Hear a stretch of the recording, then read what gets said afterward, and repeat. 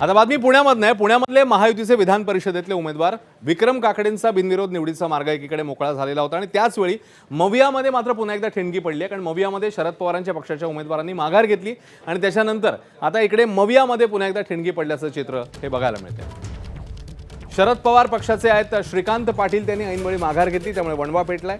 पुण्यामध्ये पाठीत खंजीर खुपसण्यात आला, त्यामुळे मवियातनं बाहेर पडा असं मी वरिष्ठांना सांगितलंय, अशी थेट मागणी ठाकरेंच्या शिवसेनेचे नेते वसंत मोरेंनी केली आहे। तर शरद पवारांच्या पक्षाने विश्वासघात केला असा आरोप काँग्रेसच्या स्थानिक नेत्यांनी केलाय।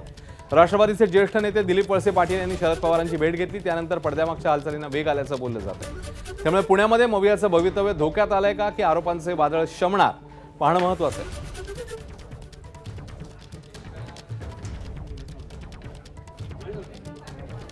हीच सगळी गणितं आम्ही महानगरपालिकेत अनुभवलेली आहेत। आता मला वाटतं की हे राज्याच्या समोर पहिल्यांदा आलं, परंतु महानगरपालिकेत 4-5 महिन्यापूर्वी ज्यावेळेस ह्या निवडणुका झाल्या त्यावेळेसपासून मी हे अनुभवतोय। मी स्वतः वारंवार त्यावेळेसुद्धा सांगितलं होतं की यांच्याबरोबर आघाडी नकोच आहे, कारण हे भाऊबंदकीचं करणार असाल तुम्ही।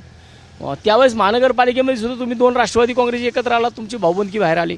आता सुद्धा जर तुम्ही तुमची भाऊबंदकी करणार असेल तर मला वाटतं की तुमच्या भाऊबंदकीचा त्रास होते ना आम्हाला। तर मला वाटतं की महानगरपालिकेच्या निवडणुकांपासून हे विश्वासघात करण्याचं काम चालू आहे याच्यामध्ये।